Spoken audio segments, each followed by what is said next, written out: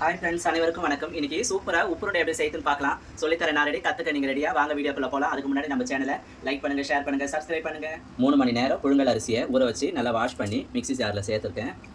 கொஞ்சமாக உப்பு போட்டு தண்ணி போட்டு நைஸாக அரைச்சிக்கணும்.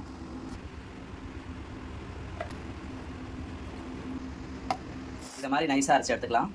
வானல் சூடு பண்ணிக்கிறேன். 50 ml ஆயில் விட்டுக்கிறேன். கடுகு, உளுத்தம்பருப்பு, கடலைப்பருப்பு, காய்ந்த மிளகாய், பச்சை மிளகாய், கொஞ்சம் கறிவேப்பிலை,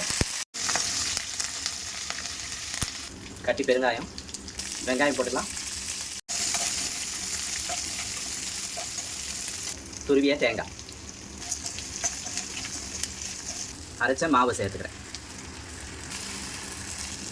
மாவு கொஞ்சம் கெட்டியாக ஆகிற மாதிரி நல்லா வதக்கிக்கணும் மாவை.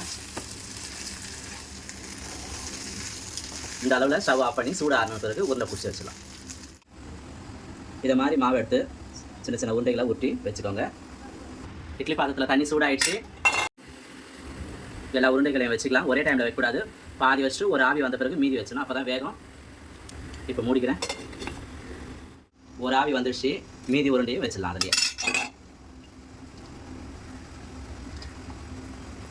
10 நிமிஷம் வேகட்டும். எப்படி இருக்குன்னு பார்க்கலாம்.